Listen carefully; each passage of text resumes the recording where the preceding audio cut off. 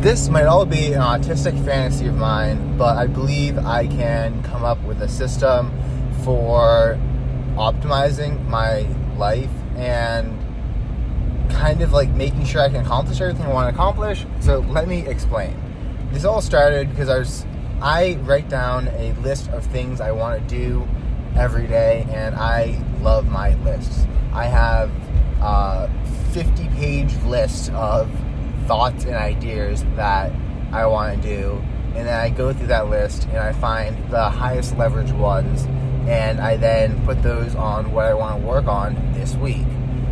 I've made videos talking about this, and I'll definitely go more in depth in future videos, but I like going through the list trying to decide, do I want to do this, do I want to do that? I'm like, if I just made a system for how I want to plan my day, it would save me a lot of thinking, because I could do all the upfront thinking in designing the system, and then I could just go through, implement the system, and then see what day it spits out, like what my day is going to look like, how it optimizes for, like, I am a lot more alert and focused in the morning, how it optimizes for that. And I'm like, that's pretty good. I mean, it's nothing new. Everyone's talked about this before, but one of the benefits of a system is it gets rid of decision fatigue.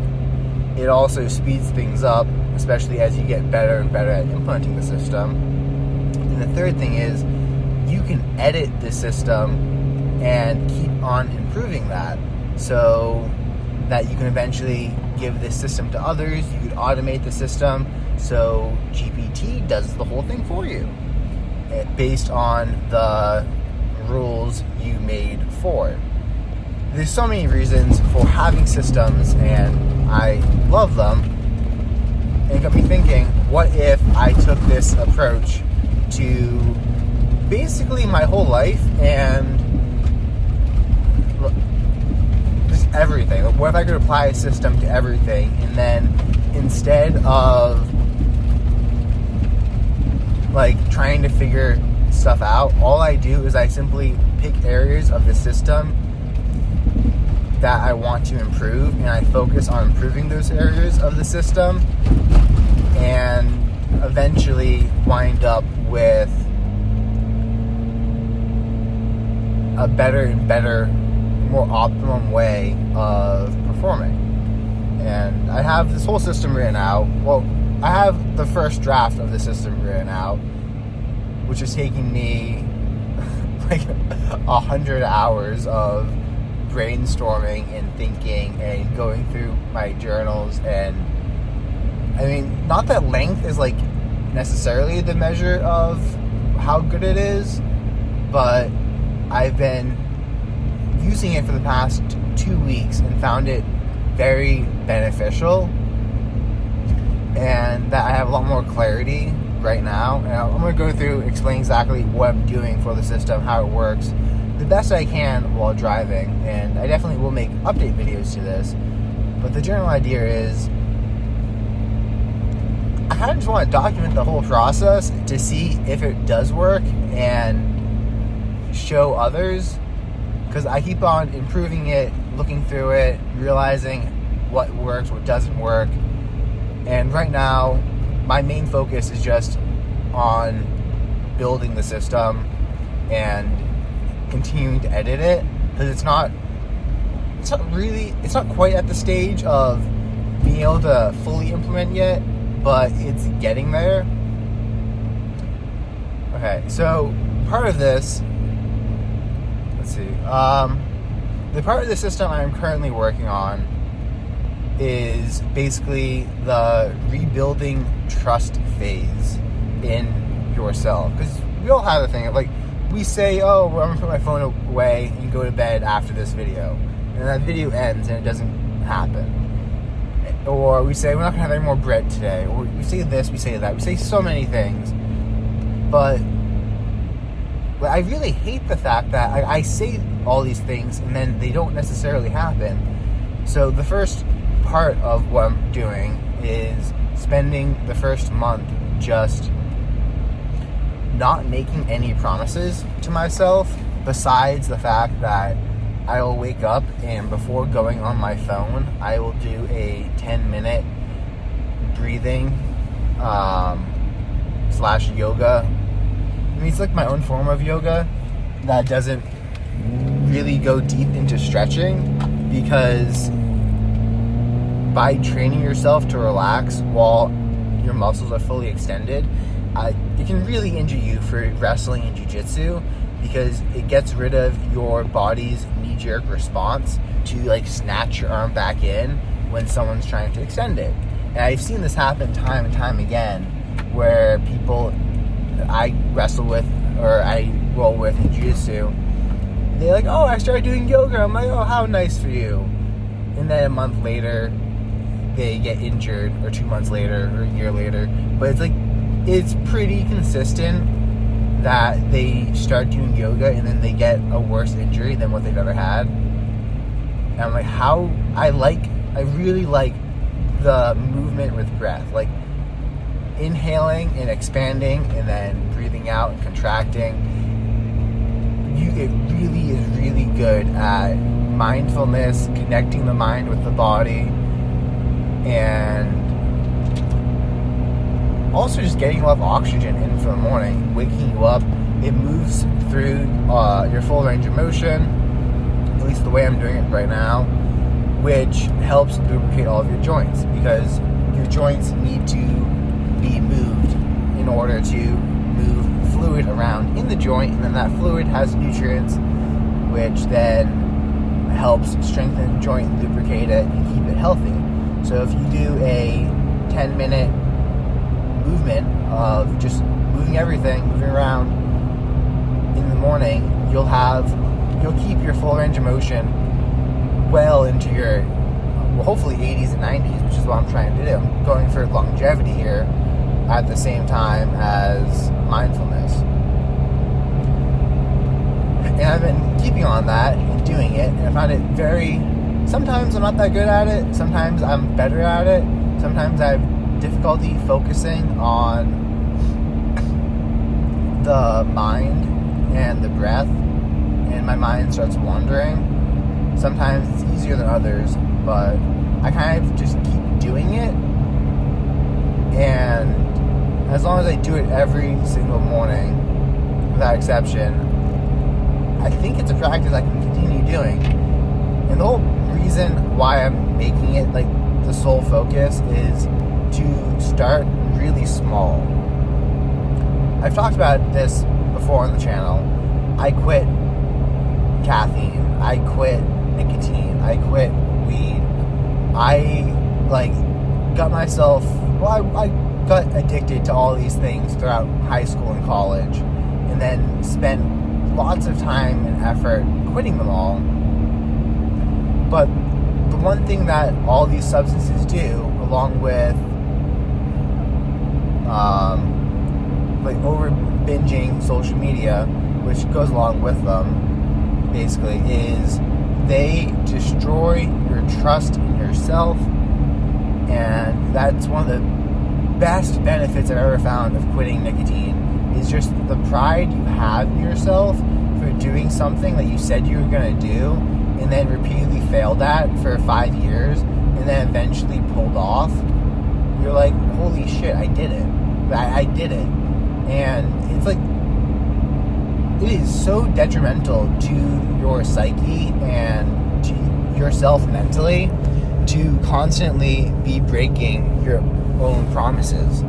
I can't tell you how many times I promised myself I was going to be done with weed, I was going to be done with nicotine, I was going to be done, I wasn't going to have energy drinks, and then I went back to them. Or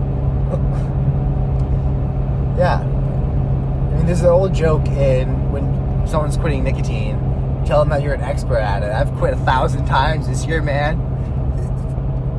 It's true. I literally told people that.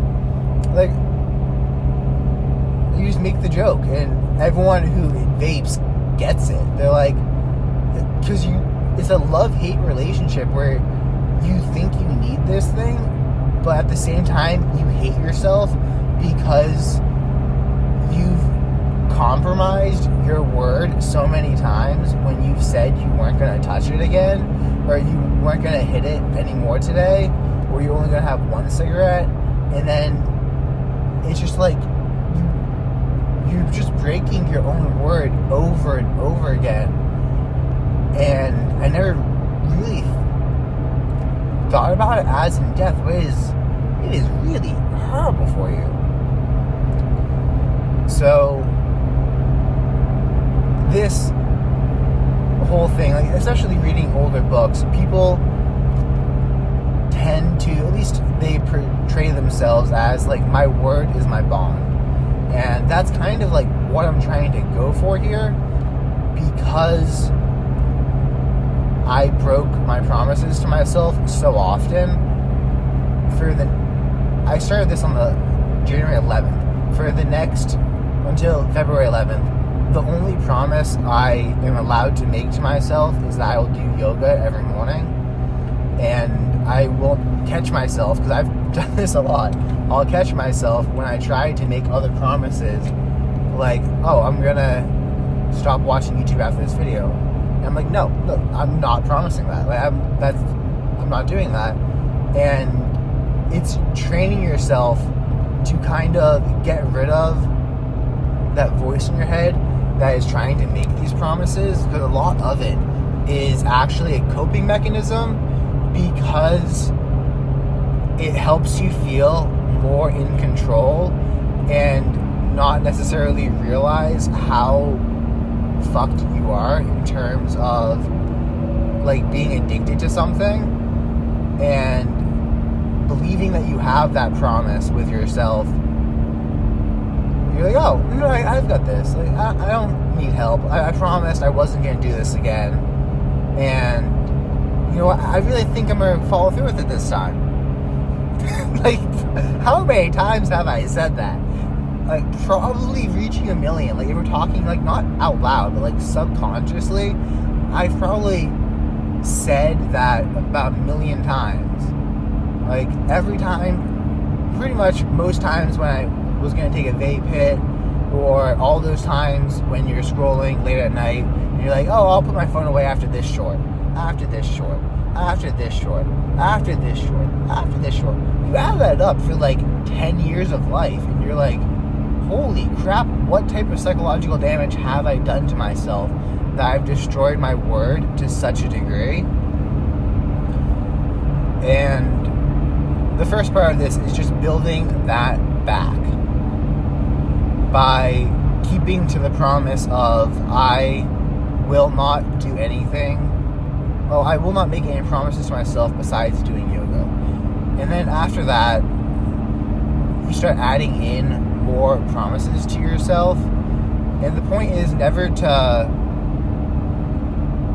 not break a promise. Well, it's kind of to not break a promise, but it's to, next time you break a promise, have there be a clear punishment that you set out for yourself beforehand, such as if I ever go unconscious, if I ever like break what I said I was going to do, like right now, if I don't do yoga in the morning, then the next day I will not go on my phone for any, I will not use my phone for any non-essential tasks, which is basically just calling and texting people. I will not use YouTube, I will not use audiobooks, I will not like do anything. I do have some stuff for the business on my phone that I need to manage it, but I will not use my phone for any of the social media. And you really have to stick to that, because if you break that promise to uphold the punishment after you already broke a promise, then you're just fucked. You're really fucked. So that is the point of the system I'm currently at. And I just want to put this in perspective, how, like, I don't know, how to put this. One of my biggest flaws is my ability to lawyer out of anything. And a lot of the promises I break, they're not even like some are more blatant, but sometimes, say, when I was doing carnivore, I mentioned this in my carnivore video, I was like, okay, nothing but meat and spices for the next 30 days. And this only really happened the second time I did carnivore, but I would start negotiating with myself, and I wouldn't cut off the negotiation, I would actually entertain it. And I'm like, well, a little bit of honey is considered, like, I'll be like, oh, okay, coconut aminos is a spice. Okay, coconut aminos has some carbs. Well, if I use a little bit of honey, and that's still technically a spice, or a seasoning, and then I use a little bit of honey, and then a little bit more honey, and then a little bit more honey. Oh, I just have a couple more pieces of steak. Let's add a little bit more honey. And then I've consumed like 100 grams of carbs that day. And it's like, holy crap, that's not carnivore. That is literally not carnivore. Even though I had all the full intention of being on carnivore, I negotiated with myself and like degraded my own word little by little, while being like, well, technically it's not. Like, technically I'm still following it. And then you get to a point where you look up and you're like, holy crap, I'm not following anything. Like, I'm not doing what I said I was going to be doing, because I allowed myself to negotiate with myself to such a degree. And the thing is, I love this part of me for so many other things. In school, like, we would have design competitions, and one of them was to build a mousetrap car. I looked at the rules. It said nothing about having...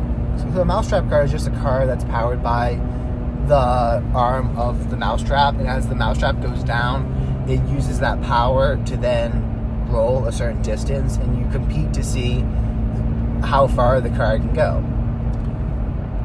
The rules never said anything about having a giant boom arm that was 6 feet tall, and like extending the arm on the mousetrap to be 6 feet tall and adding a pound of weights at the end of it, so that I'm effectively just using the potential energy of the weight instead of the actual strength of the arm. And it's brilliant. I won the competition because the rules didn't say anything about that. And there's so many other areas of life where I've found technicalities like this, and I love how I analyze and break things down, and it makes me very good at talking to people and helping. And well, I don't necessarily argue in the sense of like what most people would think. I more so ask questions and talk with people and keep digging until I find where their logic no longer makes sense, and then I kind of point that out to them. I don't do this always, but I do this occasionally, and I've found it to be very helpful in like showing other people, or at least having them come to the conclusions I've come to, because I think very deeply about like all of my thoughts, convictions, and beliefs. Or at least I do occasionally. While, I mean, some areas like my conviction to not do nicotine, I didn't think that highly of. I would negotiate. So there's a positive and negative to this. And I'm really trying to catch myself and not allow myself to start negotiating stuff. To put this in perspective, what it looks like is yesterday, well, not yesterday, but this whole thing, like, oh, I'm not going to make any promises to myself besides doing yoga. Even after I quit smoking and quit vaping, and it's been like a year and a half, 2 years since the last time I like had nicotine or something like that. No, since the last time I bought a vape. I've had nicotine since then, but the last time I bought a vape, and then I actually quit. I would say I quit vaping like 3 or 4 years ago, and then since then I occasionally would hit other people's vapes. But anyways, I was like, okay, I'm not gonna make any promises besides doing yoga. You know what my brain automatically goes to? Holy shit, man, we can go buy a vape now. Like, there's no promise to not go buy a vape. And I'm like, whoa, how the hell did we get here? And it's like, come on, man, you said no promises. You promised yourself you weren't going to make any more promises besides doing yoga. Let's go get a vape. And I'm thinking this out. And I'm like, no, I'm really happy to be free. I don't want to vape. And then it's like, come on. And it would like neg back in. And then I would catch myself imagining like going up to New Hampshire and buying a vape. And I'm like, no, I don't want to do this. I'm happy to be free. I really don't want to buy a vape. And then I started getting headaches because I wasn't being as aware of my thoughts. So with nicotine, you don't get a headache necessarily due to the chemical withdrawal. That actually is extremely minor. You get the headache because you're allowing yourself to crave it and then not cutting off that train of thought. If you've ever seen a toddler in a store throw a temper tantrum when they didn't get something they want, you are that toddler. That is your brain. Your brain is throwing that temper tantrum because it did not get the nicotine that it wanted. And you allowed it to want that. So when I quit nicotine, the whole thing was I would catch myself whenever I wanted a vape and replace that thought with, no, I'm happy to be free. And eventually, I'd be like, nope, I'm happy to be free. And then I realized I was free when I eventually just had the thought in my head, I'm happy to be free. And I realized I programmed myself to cut off that thought before it even registered. And I just said I was happy to be free. I'm like, holy crap, I've trained myself to no longer crave nicotine and instead whenever I start having that thought, to replace it with I'm happy to be free.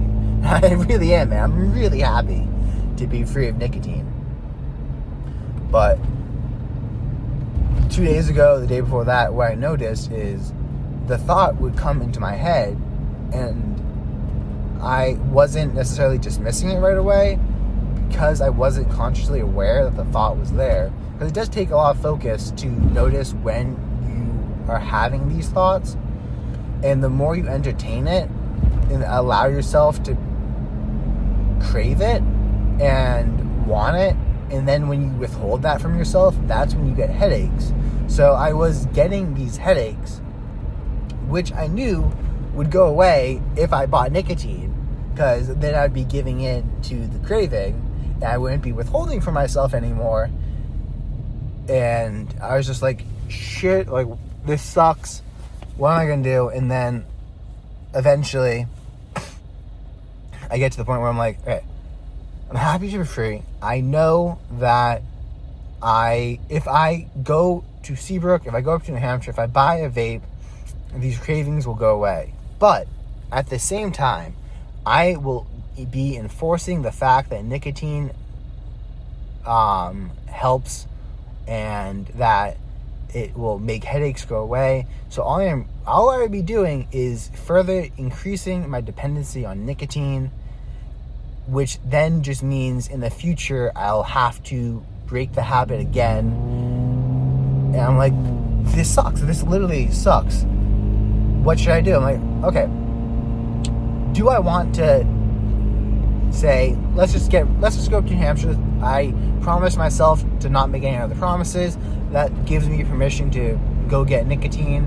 And then once the 30 days are up of not making any other promises, I'll quit. I'm like, no, I really don't want to do that. Right now, I am like the least psychologically addicted I can be because I haven't bought one. If I buy one, I will become more psychologically addicted to nicotine. So I don't want to have to deal with that. And I realized I don't necessarily, like, not buying nicotine isn't necessarily a promise to myself. It is just myself deciding to be a better version and not cave in just because, I mean, technically there's a loophole here that I could exploit if I wanted to self-sabotage. And then in realizing that, it really helped because the craving part of my brain was making it seem so black and white. Like, oh, no, like, you either are breaking the promise you made to yourself of not making any more promises, or we should go buy nicotine. And I'm like, oh, no, there's a third option there. I'm not going to promise myself I'm not going to go buy nicotine, but I'm just going to decide to be a better version of myself right now and to not purposely self-sabotage myself and further an addiction that I know is destructive and I would need to quit at the end of these 30 days. So I'm just going to do what the better version of myself wants to do. And I started focusing more and cutting off whenever my brain was like, oh, I'm just practicing it again, being focused on it, cutting it off. Like, nope, I'm happy to be free. And just repeating that to myself. That's really how you quit. It's how I did it. It's how I did it once I relapsed the first time. You just need to cut off that thought that says, I want, and replace it with, I'm happy to be free. And not entertain it. And the more you do that, you'll notice you don't get any headaches. I don't have a headache right now. And that's because I've been practicing that. I'm not withholding something from myself, and in doing so, creating a feeling of lack. Okay, I'm at the gym right now. That is the system. Well, not the system, but that's the first part of the system and rebuilding the self-trust I talked about. I am going to go a lot more in depth into it. When I get home today, I'm going to go through the whole system and kind of show you where I'm at. And then I already know of multiple updates I currently need to make to that system because I realized I wasn't... I'll talk about that later on. But if you want to stay tuned, if you want to see the system, I will be publishing the PDF for it once I get it to a better state. I mean, probably at the end of... Probably February 11th, I'll publish the PDF to it, but it's not currently, like... I'm going to publish it once I know for a fact that there aren't areas that definitely need improvement to them. I mean, granted, this is going to, like, improving this and working on this is going to be a, like, project that can take a year or more. It's going to probably take a whole life improving it, and because I'm going to realize things that come up and things that need to be improved on, areas that can be fixed, and I'll probably never stop improving the system, but at the same time, it will be at a good enough point to release it and be like, oh, here's something that I actually believe in. Because right now, I believe in the concept. The whole concept of this is, I believe that if I can cut out distractions and focus, there's nothing I can't accomplish, because I have proven this throughout my life, throughout wrestling, becoming the best in New England, throughout school and being the top of my class, throughout like graduating with a 3.98 GPA while also being a student athlete, throughout quitting nicotine. Like, there's never been anything I've set my brain to that I haven't been able to accomplish in life. And I'm like, this should not be anything different. I think I can systematize... Well, it's not necessarily I think I can systematize life. The idea here is, I know if I focus on journaling and having an overview of my life and working on it day after day and spending a half hour at least a day focusing on it, I know I can make myself the man I know I can be. And I believe right now I can do that through the systemization I'm working on. So yeah, I mean, comment down below. There's like so many other thoughts here. This is pretty much going to be the direction of my YouTube channel for at least the next couple months, if not years. Just implementing this, talking about the system, talking about the sub areas of it and how this whole thing goes together. I'm also going to be posting videos about spearfishing, hunting, updates on the business. But I don't know how it took me, why I didn't realize this earlier. The channel, like, the company is Week 2 Warrior. So I'm going to be documenting the systems I'm trying to implement to go from, I'm not necessarily weak right now. I'm at a lot better stage than the average person because I've been working on this for a long time. But I would definitely consider myself weak when I first started. But I'm going to go from, like, I'm going to go and document the whole process of becoming the warrior in the idealized sense of the man I know I can be. So, stay tuned.